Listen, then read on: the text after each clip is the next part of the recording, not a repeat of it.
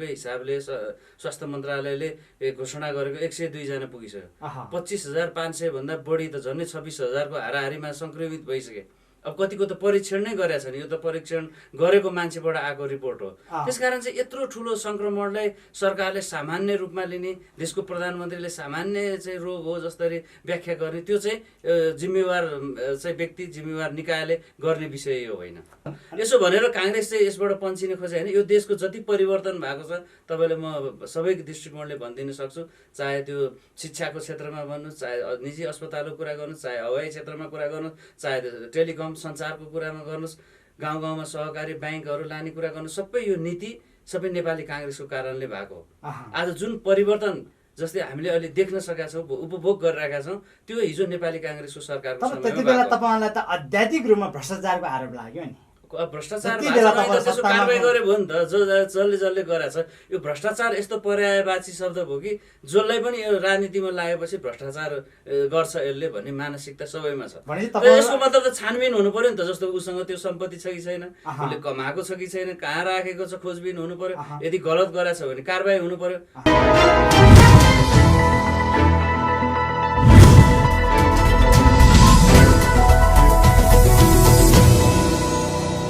आदरणीय दर्शकवृन्द नमस्कार, म मिलन कुमार लामा। नेपालमा यति बेला कोरोना संक्रमणको संख्या बढ्दो क्रममा छ र काठमाडौँ भ्याली दोस्रो वीरगञ्ज हुने सम्भावना अत्याधिक रूपमा बढिरहेको छ र नेपाल सरकारको विरोध गर्ने यथावत रूपमा बढिरहेको छ र त्यसमा नेपाली काङ्ग्रेसका केही युवाहरूले नेपाल सरकारको अहिले कोभिड-19 को बारेमा रोकथाम गर्न सकेन भनेर चर्को विरोध पनि भइरहेको छ। तर नेपाली काङ्ग्रेसमा आन्तरिक रूपमा पनि विवाद बढिरहेको छ। त्यसको कारण हो महाधिवेशन नजिकिँदो क्रम। आज मैले तपाईँहरूको माझमा यही विषयमा नेपाल सरकारले के गर्यो भने कोभिड-19 लाई नियन्त्रण गर्न सक्छौँ र नेपाली काङ्ग्रेसको महाधिवेशन के गर्दाखेरि अझ सजिलोसँग सम्पन्न हुन सकिन्छ, यस विषयमा संवाद गर्नको निम्ति नेपाली काङ्ग्रेसका युवा नेता तथा केन्द्रीय महासमितिका सदस्य रमेश कुमार महतलाई हाम्रो स्टुडियोमा निम्ताएका छौँ। कार्यक्रममा यहाँलाई स्वागत छ। आराम हुनुहुन्छ? ठिक छ। तपाईँहरू अहिले महाधिवेशनको तयारीमा जुटिरहनु भएको छ। महाधिवेशन ठुलो कि कोभिड-19 ठुलो? यो कोभिड-19 कोरोना भाइरसको संक्रमण भन्दा ठुलो केही पनि हुन सक्दैन। किनकि अब यो एक त यसको उपचार पद्धति नै अहिलेसम्म विकास भएको छैन र अर्को दोस्रो चाहिँ के भने यो भाइरस संक्रमण यति फास्ट हुन्छ, जस्तो इन्टरनेसनल त्यो मापदण्ड अनुसार पनि, इन्टरनेसनलले भनेको, WHO ले भनेको अनुसार पनि एउटा व्यक्तिले न्यूनतम 300 जना मान्छेलाई चाहिँ यो संक्रमण सर्न सक्छ भन्ने यो रुल छ, यसको नियम छ। त्यसकारण चाहिँ अब यति ठुलो संक्रमण भन्दा महाधिवेशन अथवा राजनीति अरू विषय हुन सक्दैन कि यो चाहिँ प्रत्यक्ष जनताको बाँच्ने कि मर्ने, जिउने कि बाँच्ने कि जिउने कि मर्ने भन्ने चाहिँ यो संवेदनशील विषय हो। तपाईँले यो भनिरहँदाखेरि नेपाली काङ्ग्रेस फेरि केन्द्रीय महाधिवेशनको लागि पुरै बजाबाज झगडा, एउटाले अर्कोलाई सिद्ध्याउने रोलमा खेलिरहनु भएको छ नि त? होइन, महाधिवेशन भन्ने बित्तिकै अब नेतृत्व परिवर्तनको कुरा हुन्छ र नेतृत्व परिवर्तनको लागि केही प्रतिस्पर्धाहरू स्वाभाविक हो। यदि प्रतिस्पर्धै भएन, अब चाहिँ एकदम सामान्य अवस्थामा रह्यो भने त्यो महाधिवेशनको रूपमा पनि लिइँदैन। त्यसकारण चाहिँ यसको लागि प्रतिस्पर्धा हुनु, अब म उठ्छु, अब चाहिँ यो मान्छे उठ्नुपर्छ भनेर बहस चल्नु, त्यो स्वाभाविक प्रक्रिया हो, यो महाधिवेशनको नियम हो, प्रक्रिया हो। त्यसकारण चाहिँ अब यो उठ्नै हुँदैन भन्यो भने त अब राजनीति पनि भएन। तर के भने अब अहिलेको संवेदनशीलता चाहिँ सबैको प्राथमिकता चाहिँ यो कोरोना भाइरस संक्रमणको नियन्त्रण, कसरी यो नियन्त्रणबाट, यो संक्रमणबाट चाहिँ मान्छेलाई, जनतालाई जोगाउने, सबैको साझा प्राथमिकता चाहिँ यो हुनुपर्छ। तपाईँले यसो भनिरहँदाखेरि नेकपा सरकारले अहिले कोभिड-19 को नियन्त्रणको लागि चाहिँ विपक्षी दल नेपाली काङ्ग्रेसले हामीलाई सहयोग गरेन भनिरहेको छ नि। सरकारले के सहयोग गर्नु पर्यो? जस्तो नेपाली काङ्ग्रेस अहिले प्रतिपक्षमा छ, र कोभिड-19 को सरकारले सुरुमै नेपाली काङ्ग्रेसको कतिपय नेताहरू कार्यकर्ताहरू विभिन्न सामाजिक सङ्घ संस्थाहरूले चाहिँ यसका राहतका सामग्रीहरू अन्य सहयोग गर्न खोज्दाखेरि सरकारले कारबाही गर्यो। एकद्वार प्रणाली हुनुपर्छ, सरकारको अन्डरमा मात्रै यसको नियन्त्रण सम्बन्धी सम्पूर्ण काम हुनुपर्छ, राहत बाँड्न पाइँदैन, अन्य स्वास्थ्यका कामहरू गर्न पाइँदैन भन्ने नीति ल्यायो। त्यसमा नेपाली काङ्ग्रेसले सहयोग गर्यो। यो राहत कोषमा पनि नेपाली काङ्ग्रेस केन्द्रीय कार्यालयबाट नेपाली काङ्ग्रेसले सहयोग पुर्यायो। अन्य सहयोगी सङ्घ संस्थाहरूले पनि सहयोग पुर्याइरहेका छन्। त्यसकारण चाहिँ के भने अब सहयोग भने के हो? नेपाली काङ्ग्रेसले रचनात्मक विरोध गर्नु पनि अब हुँदै हुँदैन भन्यो भने त बेग्लै कुरा हो। कति यसका अनियमितताका कुराहरू उठाएका छन्। सरकारले यो लकडाउन भएको, यहाँ यो सङ्क्रमण सुरु भएको अहिले झन्डै 5.5 महिना भइसक्यो। त्यो बिचमा कति काम भए, सरकार चाहिँ कति चाहिँ यसको नियन्त्रणमा चाहिँ सहयोग पुर्यायो। यी विषय त काङ्ग्रेसको प्रतिपक्षको हिसाबले उठाउनु स्वाभाविक हो, उठाउँछ पनि। तपाईँले यो भनिरहँदाखेरि, तपाईँले यसो भनिरहँदाखेरि सरकारले हामीलाई एकद्वार प्रणाली प्रयोग गर्नुपर्छ भनेर हामीलाई चाहिँ साथ लिएन भन्दाखेरि जस्तो कि कतै सदनमै विचारको कुरालाई लिएर विरोध गरेको कारणले गर्दा हो कि होइन? सरकारको अब राज्यको प्रमुखले, प्रधानमन्त्रीले यति धेरै संवेदनशील विषयमा उहाँले त अब यो त निर्जीव रहेछ भाइरस पनि भन्नुभयो होइन? अब तातो पानी खाएपछि बिसो हुन्छ भन्नुभयो। अब कतिपय अहिले मृत्युको सङ्ख्या तपाईँले हिजोकै हिसाबले स्वास्थ्य मन्त्रालयले घोषणा गरेको 102 जना पुगिसक्यो। 25,500 भन्दा बढी त झन्डै 26,000को हाराहारीमा सङ्क्रमित भइसके। अब कतिको त परीक्षण नै गरेका छन्। यो त परीक्षण गरेको मान्छेबाट आएको रिपोर्ट हो। त्यसकारण चाहिँ यत्रो ठुलो सङ्क्रमणलाई सरकारले सामान्य रूपमा लिने, देशको प्रधानमन्त्रीले सामान्य चाहिँ रोग हो जसरी व्याख्या गर्ने, त्यो चाहिँ जिम्मेवार चाहिँ व्यक्ति, जिम्मेवार निकायले गर्ने विषय यो होइन। जस्तो कि तपाईँ अहिले हुन त तपाईँको आफ्नो क्षेत्रमा प्रकाश शरण महत पनि शक्तिशाली नेता त्यहीँ हुनुहुन्छ, तपाईँ आफू पनि एउटा युवा नेता हुनुहुन्छ र तपाईँहरूले जुन खालको एउटा नेतृत्व लिएर अहिले आइरहनु भएको छ। तर अहिले नेकपा सरकारले गरिरहेको कोभिड नियन्त्रणको सन्दर्भमा चाहिँ तपाईँको आफ्नो धारणा, पार्टीगत धारणा चाहिँ के छ त? हेर्नुहोस्, हामीले कोभिड जस्तो 19 जुन को भाइरसको सङ्क्रमण नेपालमा सुरु भयो, योभन्दा करिब 6 महिना अगाडि, त्योभन्दा अगाडि चाहिँ अरू मुलुकहरूले यसको चाहिँ व्यवस्थापन, यसको चाहिँ सङ्क्रमणको चाहिँ जोखिम पहिला अरू मुलुकले उठाइसकेका छन्। जस्तो चीनले, तपाईँले कोरियाले, त्यसै गरी इटली, फ्रान्स, युरोपका अरू मुलुकहरूले चाहिँ यसको व्यवस्थापन गरिसकेका अवस्था छ। त्यसमा चाहिँ हामीलाई चाहिँ के मौका थियो भने पहिला सङ्क्रमण अरू मुलुकलाई भएको भएर त्यसको व्यवस्थापन कसरी गर्ने, कुन मोडेलमा गर्ने भन्ने हाम्रो लागि चाहिँ त्यही मोडेल हेरेर गर्न सकिन्थ्यो। तर सरकारले चाहिँ अब आजसम्म म भन्छु कोभिडको दृष्टिकोणले त सरकार अहिले 0बाट उठ्नुपर्छ। अहिलेसम्म केही पनि कामै भएको छैन। न तपाईँले पर्याप्त अस्पतालहरू छ, न क्वारेन्टाइनको राम्रो व्यवस्था छ, न विदेशबाट आउने नेपालीहरूको व्यवस्थापन राम्रोसँग गर्न सकेको छ। त्यस कारण चाहिँ कुनै पनि दृष्टिकोणले तपाईँले विदेशमा मात्रै हिजो मात्रै मैले मानव अधिकार आएको रिपोर्ट हेरेँ, 16 लाख नेपालीहरू नेपाल आउनको लागि चाहिँ बसिरहेका छन्।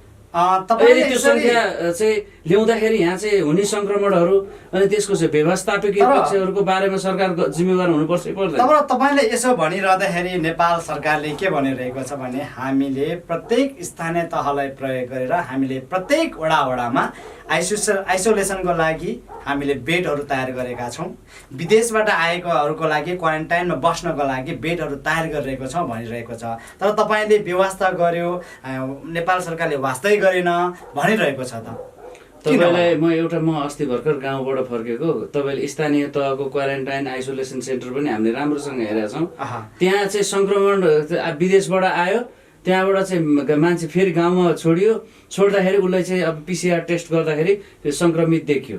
कति व्यवस्थित छ यो चाहिँ सरकारले जुन किसिमको संवेदनशीलता छ त्यसको व्यवस्थापन ठिकसँग गर्न सकेको छ कि छैन, त्यो महत्त्वपूर्ण कुरा हो। अब एउटा घर राख्दैन रूपमा तपाईँहरूले किन विरोध गर्नु भन्दा विरोध सशक्त रूपमा भइरहेको छ। त गाउँमा हेर्नु त अस्ति भर्खर त्यहाँ जहाँ म पुगेर आएँ नुवाकोटकै एउटा गाउँमा, त्यहाँ सम्पूर्ण गाउँलेहरूले चाहिँ यो नै हटाएर लिएर जान्छ। बरु तपाईँहरू आइसोलेसन अथवा क्वारेन्टाइन हटाउनको लागि तपाईँको नेता कार्यकर्ताहरू अगाडि बढेको देखिन्छ, तर त्यसको नियन्त्रणको लागि सहयोग गरेको त पाउँदैन। कहाँ हटाएको छ? त्यो नचाहिने कुरा नगर्नु न। जस्तो क्वारेन्टाइनको व्यवस्थापन प्रतिपक्षले गर्ने होइन, त्यो सत्तारूढ, चाहे त्यो स्थानीय सरकार होस्, चाहे प्रदेश सरकार होस्, चाहे केन्द्रीय सरकार होस्, यसको व्यवस्थापन कसरी गर्ने भन्ने सरकारले गर्ने हो। यति ठुलो धनराशि अहिले चाहिँ यो व्यवस्थापनको लागि खर्च गरेको छ त्यसको परिणाम तपाईँले हेर्नु भने तपाईँ त अब आफै पनि पत्रकार मान्छे तपाईँको मिडियाले तपाईँले विभिन्न स्याम्पलिङको रूपमा हेर्नु यहीँ राजधानीकै वरिपरि हेर्न सक्नुहुन्छ त्यहाँ गएपछि झन् सङ्क्रमण बढाउनु तास खेलिरहेका छन् मान्छे बाहिरबाट चाहिँ आएर मान्छेलाई चाहिँ सामान्य मान्छे जस्तै जेलमा बसेको मान्छे तपाईँले यसो भनिरहँदैन म तपाईँलाई नै सोध्न चाहन्छु तपाईँ एउटा युवा नेता र तपाईँले बोलेको आवाज भोलि तपाईँको विपक्षको आवाज बन्न सक्छ नेपाल सरकारले के गर्यो भने चाहिँ साँच्चीकै रूपमा हामीले नेपालमा कोभिड-19लाई चाहिँ नियन्त्रणमा गर्न सक्छौँ त सरकार त पहिल्यै चुकिसक्यो जति बेला लकडाउन हो मैले तेस्रो दिनमा एउटा आर्टिकल लेखेको थिएँ त्यसमा के गर्नुपर्छ सरकारले भनेर त्यो बेलामा नै सम्पूर्ण विदेशबाट आउने मान्छेलाई त्यसकै बोर्डरमै त्यहाँ क्वारेन्टाइनको व्यवस्था गरेर त्यहाँको पिसिआर टेस्ट गरिसकेपछि मात्रै सम्बन्धित गाउँमा पठाउने काम गरे भए यति ढिलो भयावह हुँदैन अर्को तपाईँले देख्नुभयो भने विदेशबाट ल्याएको आएको मान्छेहरू एयरपोर्टबाट चाहिँ जसरी चाहिँ सीमा बोर्डरबाट भारतको सीमाबाट ल्याएको मान्छेहरू बसमा हालेर मैले एक दिन यहीँ स्वयम्भूमै मैले देखेँ सामान्य यात्री ओर्ले जस्तरी चाहिँ भिडभाड गरेर गराएको छ सङ्क्रमण त ती बसभित्रै भयो नि सङ्क्रमण त ती ओर्लेपछि नै भयो नि त्यसकारण चाहिँ के भने बाहिरबाट आएको मान्छेलाई सुरुमै हामीले एकदमै टाइट गरेर उहाँहरूको पिसिआर टेस्टपछि मात्रै अनि गाउँ गाउँमा जाने व्यवस्था गरे भए यो चाहिँ यति सङ्क्रमण हुँदैन थियो यो त फेरि गइसक्यो यो चुकिसक्यो सरकार यसमा अर्को चाहिँ के भने अहिले पनि तपाईँले जसरी मान्छेहरू अब जोर बिजोर भनेको छ हिँडेर मान्छे गइरहेको छ त्यसकारण चाहिँ के भने सरकारले गर्नुपर्ने नियन्त्रण यसको क्वारेन्टाइनको व्यवस्था बाहिरबाट आएपछि के गर्ने अनि कति समयसम्म आइसोलेसनमा बस्ने आइसोलेसनमा बसेपछि पिसिआर टेस्ट गराउनु पर्ने यो काम नगरेको कारणले अहिले हेर्नु अहिले जसरी अब अहिले झन्डै 25,000 मान्छेमा सङ्क्रमण देखियो यो त परीक्षण गरेको मलाई लाग्छ प्रत्येक नेपालीले यो कोरोना बोकेर हिँड्दा हुनसक्छ तपाईँ हामी पनि बोकेर हिँड्दा हुनसक्छ त्यसकारण चाहिँ के भने यसलाई जसरी हिजो बाहिर नेपालको त आफै यहाँ उत्पादन यिनै रोग लाग्यो त होइन हाम्रो बाहिरबाट आएको मान्छेबाट सुरुमा देखियो तपाईँले इन्डियाबाट आएको मान्छेमा देखियो जस्तो विदेशबाट आएको मान्छेमा देखियो भने उहाँहरूलाई आइसोलेसनमा राखेर टेस्ट गरे भए हुँदैन थियो अझै पनि सरकारले यो चाहिँ यसमा गम्भीरतापूर्वक गरोस् नगर्यो भने यो अनियन्त्रित अवस्थामा जान्छ जसरी इटलीमा भयावह अवस्था भयो त्यही अवस्था अब नेपालको देखिँदैछ अहिले राजधानी काठमाडौँमा देखिँदैछ प्रदेश दुमै हेर्नु भने त्यस्तो भयावह अवस्था छ अस्पतालमा बेडहरू छैन अझै पनि तपाईँले हेर्नु सबै इमर्जेन्सी बन्द हुने अवस्था भइसक्यो भनेपछि यो त यति धेरै डरलाग्दो अवस्था छ जसलाई सरकारले एकदम सामान्य रूपबाट हेरिरहेको छ हुन त यो समस्या नेकपा सरकारको मात्र समस्या होइन होला यो आम तपाईँहरू विपक्षको पनि होला र तपाईँले आवाज उठाउनु पर्छ यो हामी सम्पूर्णको साझा मुद्दा हुन सक्छ अब म अलिकति विषयवस्तु चेन्ज गर्न चाहन्छु मैले सुरुमै उठान गरेको विषयवस्तु महाधिवेशनको तयारीको कुरा अलिकति तपाईँबाट सुनाउन सुरुमा कस्तो तरिकाले चाहिँ अगाडि बढिरहनु भएको छ तपाईँ 14औं महाधिवेशनको क्रममा छ नेपाली काङ्ग्रेस अहिले र अहिले हामी क्रियाशील सदस्य नवीकरण तथा नयाँ वितरण गर्ने यो काम अहिले नेपाली काङ्ग्रेसको प्रारम्भिक काम सुरु भएको छ त्यसपछि पुस महिनामै अब त्यसपछि वार्डको अधिवेशन गाउँपालिका नगरपालिका कार्य समितिको अधिवेशन क्षेत्रीय कार्य समितिहरूको जिल्लाको पुसमा सम्पन्न हुन्छ त्यसपछि फागुनमा अहिलेको तोकिएको मिति चाहिँ फागुनमा 7 देखि 11 फागुनको 7 देखि 11 मा केन्द्रीय महाधिवेशन सम्पन्न गर्ने योजना छ त्यो अन्तर्गत अहिले क्रियाशील सदस्य नवीकरण तयारीमा छ तर म जो तपाईँ आफै युवा नेता नेकपामा हेर्छु गुडै गुड काङ्ग्रेसमा हेर्छु गुडै गुड यो गुडको राजनीति के गर्नुभएको होला अब यो गुटबन्दी अब तपाईँ चाहिँ यसले अत्यन्त संवेदनशील कुरा उठाउनु भयो नेपालको सन्दर्भमा यो 46 सालको परिवर्तनपछि जतिवटा सरकार बने कतिपय आफ्नै सरकार आफ्नै पार्टीले गिराए नेपाली काङ्ग्रेसको समयमा पनि त्यो अवश्य नै अहिले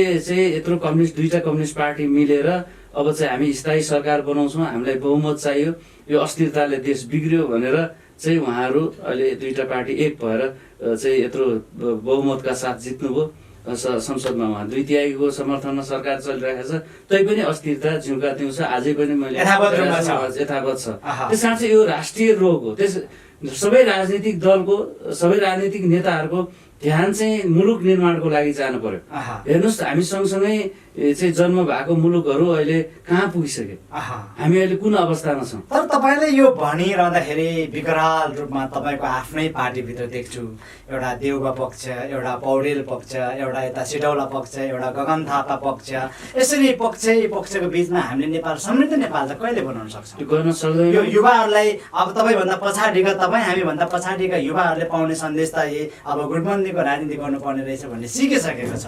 यो रोगलाई चाहिँ कसरी हटाउन सक्छौँ होला त? अब यसको अन्त्य हुनुपर्छ, अन्त्य गर्नु पनि पर्छ। अब इतिहासमा राजनीतिक परिवर्तन भने यही हो। हामी एउटा प्रयास गरिराखेका छौँ 14औं महाधिवेशनपछि। यसरी विधानमा पनि हाम्रो कतिपय विधानमा भएका कमी कमजोरीको कारणले नै गुटको सृजना हुन्छ। यो तपाईँले यो गुटको राजनीतिको अथवा गुटको कुरा गरिरहँदा मैले बिचैमा काटेँ, सरी। म यो कुरा चाहिँ म किन जोड्न चाहन्छु भन्दाखेरि तपाईँहरूको अहिले युवा नेताको रूपमा गगन थापालाई अब्बल प्रवक्ताको रूपमा चिनिन्छ। सायद यो 63-64 सालतिरको एउटा तपाईँहरूमा नेपाली काङ्ग्रेसभित्र एउटा नारा सुरु भएको थियो, अब युवा पुस्तामा राजनीति हस्तान्तरण हुनुपर्छ भनिरहेको थियो। तर अहिले यो 77 सालमा तपाईँहरूको यो अहिले फागुनमा तपाईँहरूको महाधिवेशन हुँदैछ, त्यहाँ पनि अझ पनि 70 भन्दा माथिकै युवाको नेतृत्वमा जाने देखिन्छ। युवा पुस्तामा चाहिँ कहिले हस्तान्तरण हुन्छ? तपाईँ जस्ता युवाहरूमा चाहिँ कहिले हस्तान्तरण हुन्छ त? यो चाहिँ अब मैले अरू इन्टरभ्यूमा नि भन्ने गरेको छु, नेपाली काङ्ग्रेस चाहिँ अहिले ट्रान्जिसनल पिरियडमा छ कि सङ्क्रमण कालमा छ।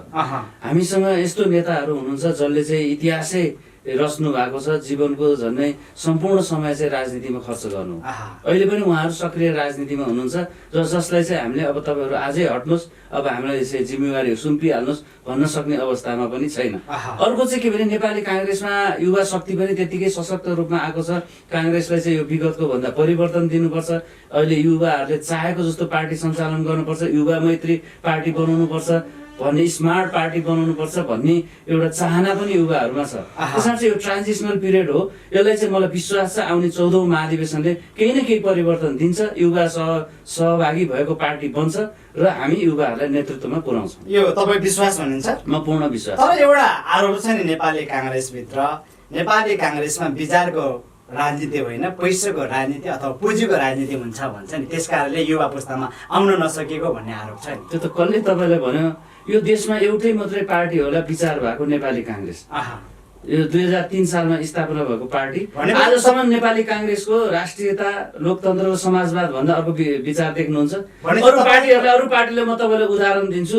हिजो आज माओवादी पार्टी छ यो देशमा, एमाले पार्टी छ। उहाँहरूको विचार हिजो माओवादीको विचार कुन लिएर चाहिँ उहाँहरूले सशस्त्र विद्रोह गर्नुभएको थियो, त्यो विचार अहिले उहाँहरूसँग छ। एमाले चाहिँ कुन विचार लिएर चाहिँ पार्टी स्थापना गर्नुभएको थियो होइन? जनताको बहुदलीय जनवाद भनेर लोकतन्त्रलाई चाहिँ हामी मान्छौँ, प्रजातन्त्रलाई मान्छौँ भन्नुभएको त्यो सिद्धान्त त उहाँले छोड्नुभयो। अहिलेको कम्युनिस्ट पार्टीको विचार के हो? मलाई यति बताइदिनु, तपाईँले त्यो पैसाको मात्रै कारणले राजनीति हुन्छ? नेपाली काङ्ग्रेस मात्रै एउटा पार्टी हो जो 7 दशक 70 वर्षभन्दा अगाडिदेखि आजसम्म एउटै विचारमा छ। बरु अरू पार्टीहरू चाहिँ नेपाली काङ्ग्रेसको विचारमा आएको हो। किन त्यसो हो भने 74 सालको निर्वाचनमा जनताले किन तपाईँहरूको विचारलाई चाहिँ परिवर्तन गर्यो? हो, यही हो लोकतन्त्र भने। लोकतन्त्र भने यसभित्र विभिन्न विचार भएको पार्टीहरू बन्न सक्छ। त्यसमा चाहिँ जनताले त्यो पार्टीलाई मन परायो उसले चाहिँ राख्न सक्छ, मन नपरायो भने हटाउन सक्छ। त्यस कारण चाहिँ अब नेपाली काङ्ग्रेसले एउटा निर्वाचन हार्दैमा तपाईँले नेपाली काङ्ग्रेसको विचारै छैन भन्नु मिल्छ? त्यसो भने अब 4 वर्ष बितिसकेको छ, अब 1 वर्ष बाँकी छ कि अब आउँदो निर्वाचनमा नेपाली काङ्ग्रेसले प्रत्येक स्थानीय तहमा, प्रत्येक सङ्घमा र प्रदेशमा निर्वाचन जित्छ भन्नेमा तपाईँ ढुक्क हुनुहुन्छ? जित्नुपर्छ, जित्छ। यदि मुलुक निर्माणको लागि, मुलुकको विकासको लागि नेपाली काङ्ग्रेस एउटा अपरिहार्य शक्ति बनिसकेको छ। तपाईँले चाहिँ यो कम्युनिस्ट पार्टीको विभिन्न नारा निर्वाचनमा को क्रममा दिएको हेर्नुभयो भने अहिलेको प्रधानमन्त्रीज्यूले भाषण गरेको सबै टेपहरू, पोखरादेखि बागलुङदेखि सबै ठाउँमा गरेको भाषणहरू अहिले युट्युबमा हेर्न पाइन्छ। कति प्रतिशत काम उहाँले गर्नु? उहाँको घोषणापत्र पढ्नुहोस्, कति जनतालाई चाहिँ आश्वस्त हुने खालको, जनतालाई चाहिँ आकर्षण हुने खालको चाहिँ घोषणापत्र बनाउनु भएको छ। घोषणापत्रमा लेखिएको चिज 3 वर्ष सरकार पुग्दाखेरि कतिवटा चाहिँ कुराहरू उहाँले पुरा गर्नुभयो। अब के यो 2 वर्षमा यो सबै चिज उहाँले बोले सम्भव छ? उहाँले त डेडलाइन दिएर भन्नुभएको थियो 2 वर्षमा कस्तो देख्नुहुन्छ हेर्नुहोस् भनेर भन्नुभएको थियो। 2 वर्ष होइन, अब त 3 वर्ष पुग्न लागिसक्यो। त्यसकारण चाहिँ के भने यो झुटा नारा दिएर मान्छेलाई क्षणिक आश्वासनमा दिएर त्यसबाट चाहिँ लामो समय राजनीति टिक्दैन। नेपाली काङ्ग्रेस मात्रै एउटा पार्टी हो जसले चाहिँ त्यस्ता नचाहिने कुराहरू, अब हुनै नसक्ने कुराहरू बोल्दैन एकचोटि मान्छे झुक्यो होला अब झुकिँदैन। अर्को चुनावमा नेपाली काङ्ग्रेसको बहुमत। हुन त हिस्ट्रीले पनि एउटा कुरा देखाउँछ नि, त्यो अवश्य नै। अब हामी अन्तिममा आइसकेका छौँ। तपाईँ आफै भनिरहनु भएको छ अब नेतृत्व नेपाली काङ्ग्रेसमा पनि युवा पुस्तामा आउनुपर्छ भनिरहनु भएको छ। अन्तमा तपाईँ एउटा नेपाली काङ्ग्रेसको महासमितिको सदस्य पनि हुनुहुन्छ र नुवाकोटको युवा नेता पनि हुनुहुन्छ र तपाईँले चाहिँ यो चाहिँ कुराहरू हामी युवा पुस्तामा हामी युवाहरूमा आइदिए हुन्थ्यो भन्ने खालका महत्त्वपूर्ण कुराहरू हुनसक्छ, त्यो छ भने राखिदिनुहोस् न। विशेष गरी नेतृत्वमा किन युवा जानुपर्छ भन्ने कुरा तपाईँले जुन उठाउनु भएको छ, अहिले नेपाली काङ्ग्रेसमा दोस्रो पुस्ताको पनि सबै मान्छेहरू नेतृत्व गर्नलाई त्यो क्षमता राख्छन्। त्यसकारण चाहिँ के भने समयले पनि यो मागेको छ कि युवा पुस्तामा नेतृत्व हस्तान्तरण हुनुपर्छ भनेर। अब यसो भनेर सबै अघिल्लो पुस्ताकोले रिटायरमेन्ट गर्नुपर्छ, छोड्नै पर्छ, हस्तान्तरणै गर्नुपर्छ भन्ने होइन। अनुभवी नेताहरू उहाँहरू पनि बस्नु होला, युवा पनि त्यसमा सहभागी भएर अधिवेशनमा जानुपर्छ भन्ने हाम्रो माग हो। अर्को चाहिँ अहिले 21औं शताब्दीमा आएर जसरी विश्वमा चाहिँ विकासका परिवर्तनहरू भएको छन्, मान्छेका आकाङ्क्षाहरू उर्लिँदो छ, सबै टेलिभिजनमा विश्वमा भएको विकासहरू हामी देख्न सक्छौँ। हामी हाम्रो एउटा राजधानीको खाल्टो पुर्न सक्दैनौँ, योभन्दा 7-10 वर्ष अगाडि टेन्डर भएको सडकहरू निर्माण गर्न सक्दैनौँ, युवाहरूलाई यहीँ रोजगारीहरू सृजना गर्न सकिरहेका छैनौँ, उहाँहरूले आफ्नो युवाहरूले आफ्नो देशमा भविष्य देख्न सकिरहनु भएको छैन। हामी सबै वस्तुहरू चाहिँ आयात गरेर खान्छौँ, कृषि प्रधान देश भन्छौँ, सम्पूर्ण चिजहरू बाहिरबाट ल्याउँछौँ, लाउने लुगादेखि खाने वस्तुदेखि सम्पूर्ण। त्यसकारण चाहिँ अब युवा रोजगार कसरी देशभित्र सिर्जना गर्ने, हाम्रो यत्र खाडी मुलुकमा मेहनत गर्न सक्ने जनशक्ति हामीसँग छैन। त्यो जनशक्तिलाई आफ्नै देशमा उपयोग गर्ने हो भने, त्यो अवसरहरू उहाँलाई दिनु हो भने चाहिँ हामी युवालाई आफ्नै देशमा पनि राख्न सक्छौँ। तपाईँले यो भनिरहँदाखेरि यति भनिरहँदाखेरि एउटा हामीले नेपाली काङ्ग्रेसको सत्तामा गएको इतिहास हेऱ्यो भने करिब 30 वर्ष चाहिँ यो देश चलाएको एउटा हिस्ट्री छ। त्यो बेलामा त परिवर्तन गर्न सकेन, तर अहिले तपाईँहरूले यसो भनिरहँदाखेरि के सम्भव छ? 30 वर्षमा सबभन्दा बढी चाहिँ कम्युनिस्ट पार्टीको नेतृत्वमा सरकार भएको छ तपाईँले हिसाब गर्नुभयो भने। तर यसको मतलब चाहिँ काङ्ग्रेस चाहिँ गएको छैन, सरकारमै नगएको भन्नु खोजे होइन। काङ्ग्रेसले जसरी आरोप लगाइन्छ धेरै समय चाहिँ गणना गर्दाखेरि काङ्ग्रेसले नेतृत्व गर्यो भन्ने, तपाईँले सबै सरकारहरू बनेको हेर्नुहोस्, सबैभन्दा धेरै समय चाहिँ यो 30 वर्षको पिरियडमा कम्युनिस्टहरूले सरकारमा जानु भएको छ। यसो भनेर काङ्ग्रेस चाहिँ यसबाट पन्चिन खोजे होइन। यो देशको जति परिवर्तन भएको छ तपाईँले म सबै दृष्टिकोणले भनिदिन सक्छु, चाहे त्यो शिक्षाको क्षेत्रमा भन्नुहोस्, चाहे निजी अस्पतालको कुरा गर्नुहोस्, चाहे हवाई क्षेत्रमा कुरा गर्नुहोस्, चाहे टेलिकम सञ्चारको कुरामा गर्नुहोस्, गाउँ गाउँमा सहकारी ब्याङ्कहरू लाने कुरा गर्नुहोस्, सबै यो नीति सबै नेपाली काङ्ग्रेसको कारणले भएको। आज जुन परिवर्तन जस्तै हामीले अहिले देख्न सकेका छौँ, उपभोग गरिरहेका छौँ, त्यो हिजो नेपाली काङ्ग्रेसको सरकारको समयमा। त्यति बेला तपाईँलाई त आध्यात्मिक रूपमा भ्रष्टाचारको आरोप लाग्यो नि। भ्रष्टाचार कारवाही गर्यो भयो नि त, जसले गरेको छ। यो भ्रष्टाचार यस्तो पर्यायवाची शब्द भयो कि जसलाई पनि यो राजनीतिमा लागेपछि भ्रष्टाचार गर्छ यसले भन्ने मानसिकता सबैमा छ। यसो मतलब त छानबिन हुनु पर्यो नि त, जस्तो उसँग त्यो सम्पत्ति छ कि छैन, उसले कमाएको छ कि छैन, कहाँ राखेको छ, खोजबिन हुनु पर्यो। यदि गलत गरेछ भने कारवाही हुनु पर्यो।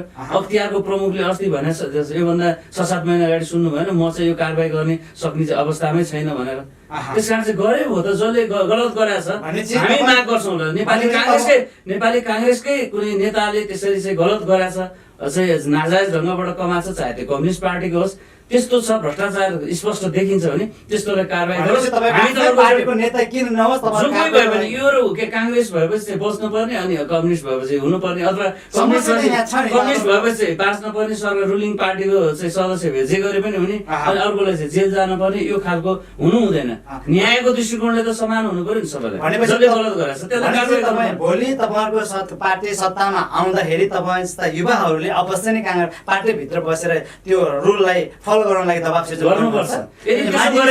यो महाधिवेशनले त्यो खालको नियम अथवा यो महाधिवेशनले त्यो खालको एउटा निर्णायक विषयवस्तुलाई लिएर आउनुपर्छ, ल्याउँछौँ। किनभने यदि त्यसो गरिएन भने यो देश चाहिँ के अब यो यस्तै यदि तपाईँ जस्ता युवाहरूको आवाज त्यहाँ पनि अलमत पऱ्यो भने फेरि बिग्रिन्छ भने त्यसको लागि त लडाइँ गर्नुपर्छ। कुनै पनि परिवर्तनको लागि हिजो 7 सालदेखि अहिलेसम्म हेर्नु जति परिवर्तन भएको छ त लडाइँले भएको छ। पार्टीभित्र पर्ला, पार्टी बाहिर पर्ला, राम्रो कामको लागि एउटा चाहिँ लडाइँ हुन्छ, त्यसको लागि हामी तयार छौँ। त्यसमा तपाईँहरूको आफ्नो प्यानललाई, आफ्नो पक्षधरलाई चाहिँ महाधिवेशन जिताउनको लागि तपाईँहरूको आफ्नो विशेष मुद्दा के छ त? प्यानल भन्नुभन्दा पनि अब नेपाली काङ्ग्रेसलाई ठिक ढङ्गसँग हाँक्न सक्ने नेतृत्व अहिलेको आवश्यकता हो र समय सापेक्ष पार्टीलाई सञ्चालन पनि गर्न सक्नु पर्यो। कतिपय कुराहरू हामी आफ्नै पार्टीभित्र अहिले कमी कमजोरीहरू छन्, त्यो कमी कमजोरी हटाउन सक्ने खालको नेतृत्व दिने नेता चाहिँ यो 14औं महाधिवेशनले चुन्नुपर्छ, नेतृत्व चुन्नुपर्छ। त्यसको अभियानमा हामी लाग्छौँ। अवश्य नै यहाँको आफ्नो अभियान सफल होस्, हाम्रो पनि शुभकामना। आदरणीय दर्शकवृन्द, उहाँ हुनुहुन्थ्यो नुवाकोटका युवा नेता अथवा नेपाली काङ्ग्रेसकै युवा नेता भनौँ, जिल्लाको मात्रै नभनौँ, नेपाली काङ्ग्रेसका युवा नेता र नेपाली काङ्ग्रेसका महासमितिको सदस्य पनि हुनुहुन्छ उहाँसँगको यो संवाद कस्तो लाग्यो अवश्य नै हामीलाई कमेन्ट र यो हाम्रो विचार अथवा उहाँको विचार कस्तो लाग्यो यहाँले अवश्य नै कमेन्ट गर्नुहोला। र यदि भन्दै यहाँले आजको आफ्नो महत्त्वपूर्ण विचार राखिदिनु भयो र अवश्य नै महाधिवेशनबाट तपाईँ जस्ता युवाहरूको विचारलाई चाहिँ अगाडि ल्याउन सफल होस्, हाम्रो पनि शुभकामना भन्दै हामी बिदा हुन चाहन्छौँ। हस्त नमस्ते। हस्, धन्यवाद। मलाई पनि तपाईँको अनलाइन टेलिभिजन मार्फत आफ्नो धारणाहरू राख्ने जुन मौका दिनुभयो म धन्यवाद दिन चाहन्छु।